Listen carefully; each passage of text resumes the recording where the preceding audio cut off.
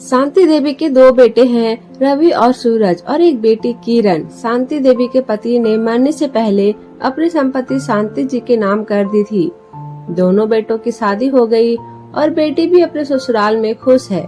दोनों बेटों की शादी के बाद आए दिन दोनों बहुओं सुमन और सपना में लड़ाई होती रहती है, कभी घर के काम को लेकर, कभी बिना बात ही। दोनों बहुओं के बीच शांति जी फंस जाती, क्योंकि दोनों में कोई भी झुकने वाले को में तैयार नहीं होती, न शांति जी की बात मानती। ऐसा देखते हुए शांति जी ने अपने तीनों बच्चों में घर का बंटवारा कर दिया। ऊपर वाला हिस्सा बड़े बेटे को, नीचे वाला छोटे को।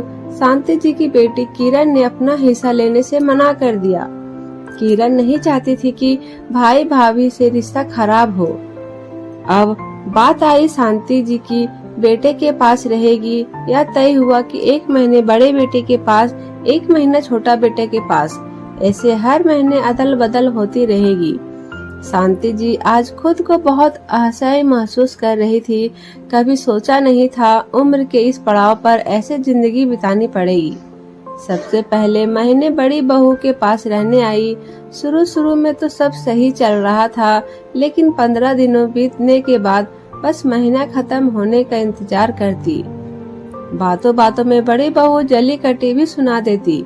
अगले महीने छोटी बहू के घर रहने आई। घर में घुसते ही समझ गया कि शांति जी के आने से कोई खुश नहीं है।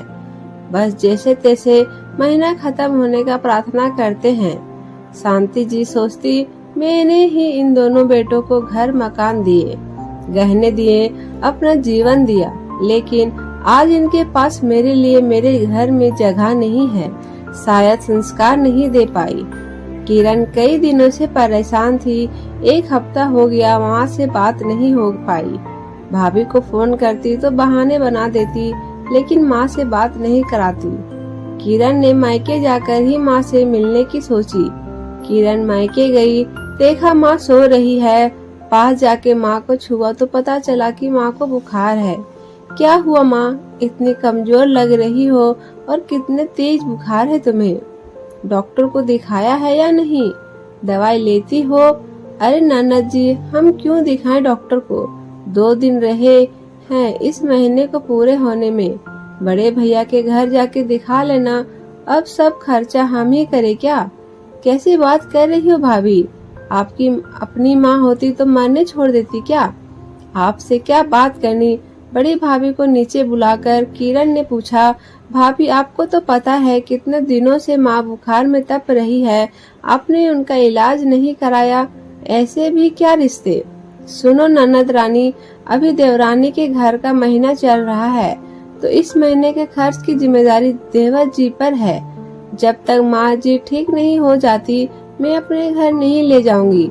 कैसे हो गए हो आप सब? भैया आप दोनों भी चुप हो।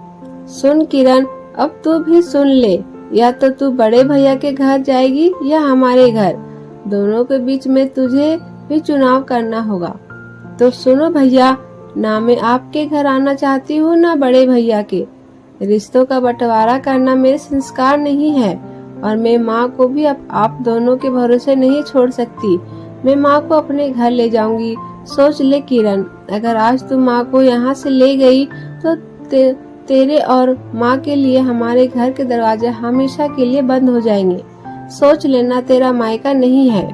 अपने ससुराल में क्या कहेगी जब कोई तीज त्योहार में तेरे भाई भाभी नहीं आएंगे? तेरा ही अपमान होगा।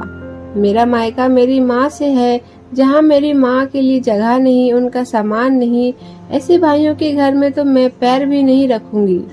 मेरे ससुराल वाले बहुत समझदार और भले लोग हैं, वो मुझे जरूर समझेंगे, और आप जैसे भाई भाभी का शायद तीज त्योहारों पर ना ही पड़े तो बेहतर है। वक्त बताएगा समान अपमान की बातें। आपके बच्चे भी कभी बड़े होंगे। किरण अपनी माँ को अपने साथ लिए हमेशा के लिए मायके को अलविदा कह दिया। क्या किरण ने सही किया? क्या माँ पिता से बढ़कर मायका होता है? आपकी क्या राय? कमेंट